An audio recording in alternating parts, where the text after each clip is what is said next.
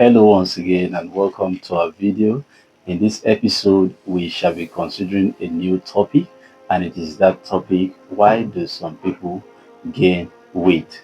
So we want to look at what weight gain is all about.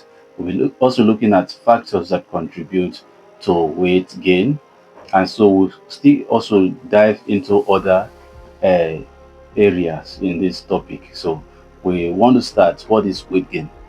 Okay, thank you for the question. Yes. Weight gain is increase in a person's weight Okay. as measured by or with a scale. With a scale. Yes. Okay. So the increase. Yeah. Now, what are some of the factors that contribute to this increase? Okay, there are several factors that actually contribute to weight gain. Yes. Um, firstly, is the fat mass. The fat mass. Fat mass. Okay. We have the muscle mass. Muscle mass. The bone density. Bone density. The undigested food. Undigested food. And then water. Okay, these Yes. are 5 factors. But Yes. we just want to focus on the first factor you mentioned, which is the fat mass. Yes. Now, what do you understand by fat mass? Okay, fat mass, that's more like the deposit of fats in the adipose tissue.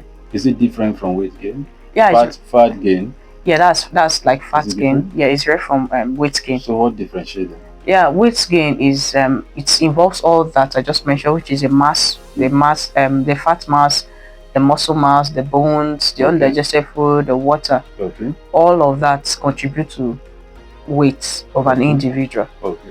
And any increase in these areas can actually increase the weight of an individual. Okay. Yes, but fat mass, which is fat gain, that one has to do with increase in the adipose tissue. That's storage of fats in the adipose tissue. That's an increment in the storage of fats in the adipose tissue. That means what you are trying to say now is that fat gain is just an aspect of weight gain. Yes, it is. Okay, so now for an individual who has excessive of this fat stored in the adipose tissue, does the individual stand a chance of any detrimental effect?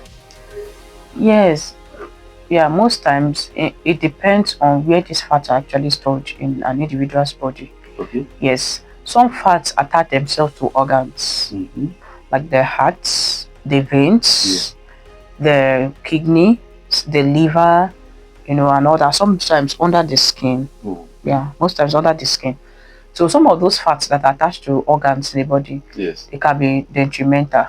Okay. Yeah, because there is what we call fatty liver disease. Fatty liver disease. Yeah, that is a liver disease that is caused by what? Excess storage of fat in the liver. Okay. Yes, and then when the fats attach themselves to the veins of an individual, it can also lead to high blood pressure. Yes, because the veins become narrow due to what? Storage of fats in them. And then, yeah, fat gain generally can lead to organ failure, can lead to several problems, can lead to high blood pressure, it can lead to diabetes, can lead to obesity. Yes, and several other things. Yeah, that's it. And then for me to, let me just draw this line. The weight gain and then the fat gain. Yeah. For an individual, because some people may likely ask, okay, how do I know if I'm gaining, weight in the right way or not? Okay, for you to know that you're gaining, you're actually having a healthy weight gain. Yeah. You have to start from measuring your waistline. You measure your waistline, and if you notice that there is an increase in your waistline, know that the weight gain you have actually gotten is as a result of what? Fat accumulation. Yes, but if your waistline remains the same, and then your thighs increase, your arms increase, and then your glutes increase too, you will know that, okay, it is actually muscle mass that you have actually accumulated, and that's a healthy weight gain. Okay. Yes. Now, from what you have said now, we can say that fat gain is not good for us, but is there a certain minimum level of fat in the body that is accepted? Yes. Yeah. Every human being have fats in the body. Everybody has Yeah, fat. we all have fats Okay. in our bodies. Okay. It just depends on the level. For instance, if an individual has a normal fat level, Okay. not excessive fat level, Okay. and the person increase in weight with other factors or parameters mentioned, is that healthy?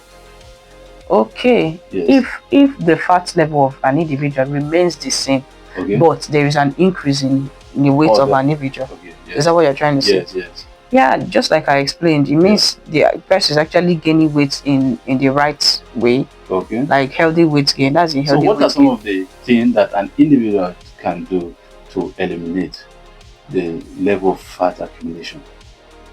Okay, to eliminate the level of fat accumulation, Yes. you have to actually watch your diet. It Diet? comes from diet first, Okay. and then you must exercise, and then Okay. proper sleep, rest. Rest. Yes. Okay. Okay. Wow. So are the three major So, factors. what are some of the diets a person who is having excessive fat accumulation in the adipose tissue? What are some of the diets a person can maintain? Okay, some of the diets a person can maintain is you eat more of it's always the same. Yeah, you eat more fiber food. Fiber food. Because it will keep you fuller for a longer period.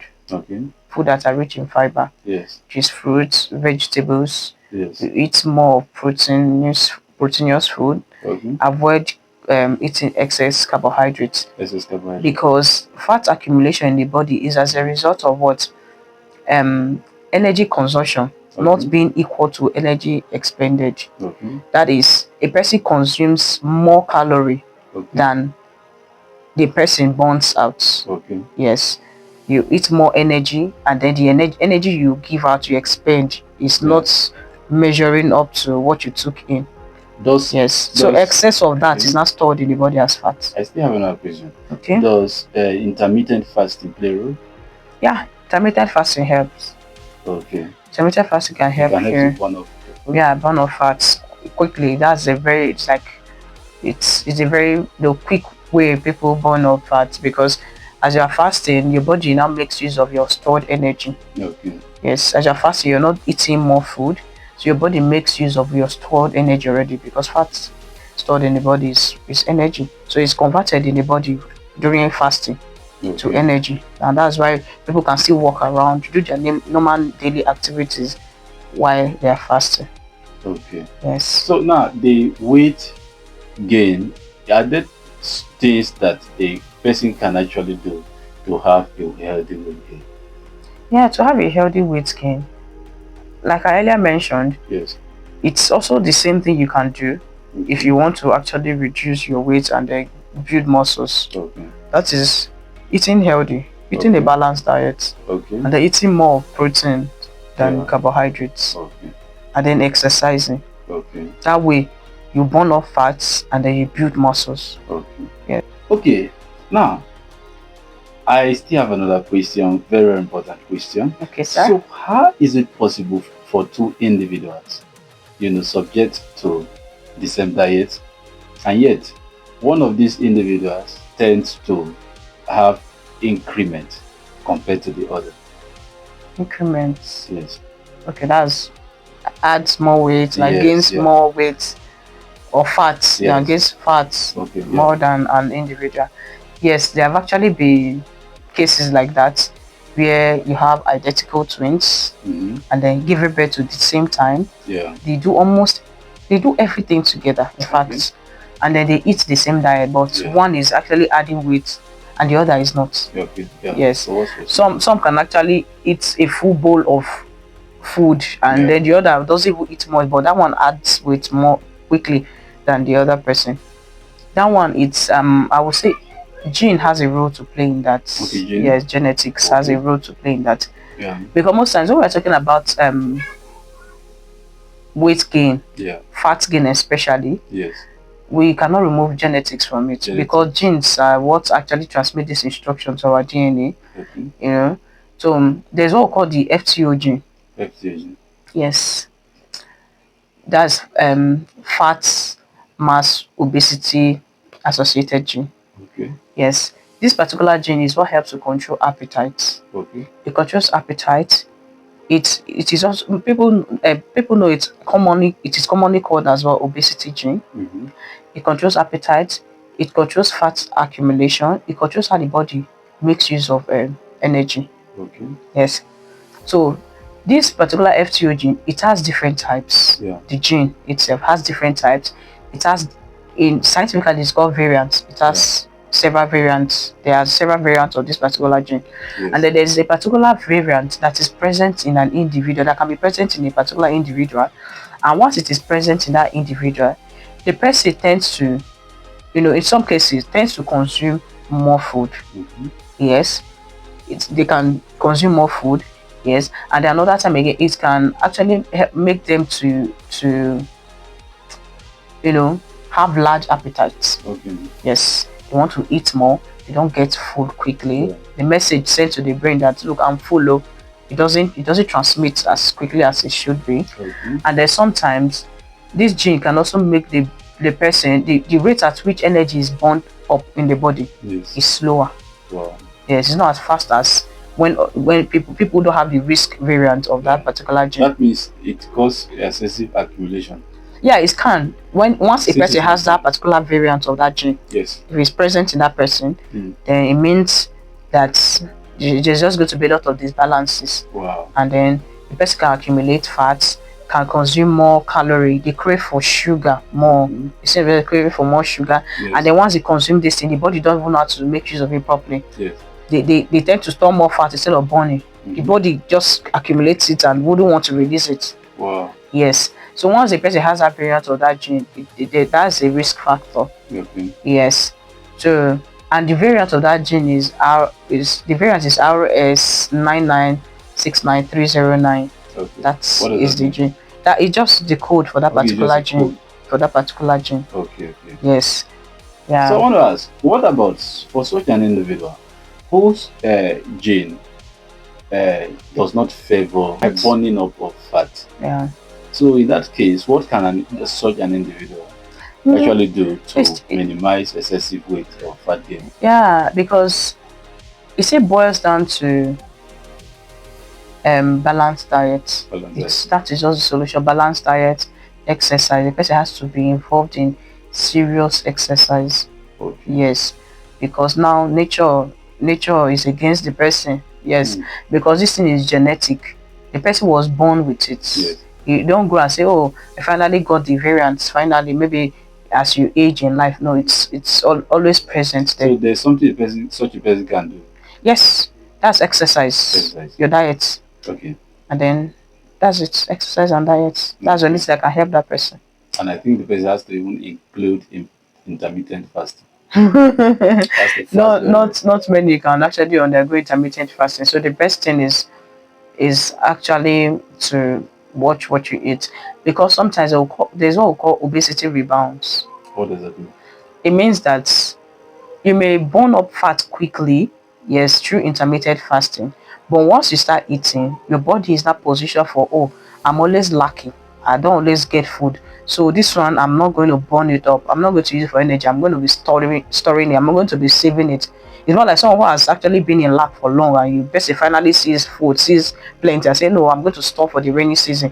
I'm going to store for the for the dry periods when I will not have enough. So that's what the body does at that time. For the person start adding weight quickly. So I would advise such a person who has the variant of that gene to undergo such a long fast, but at least short fast will do. Okay. And their proper diet and exercise. Why is it that some women, when they are not married, they look slim?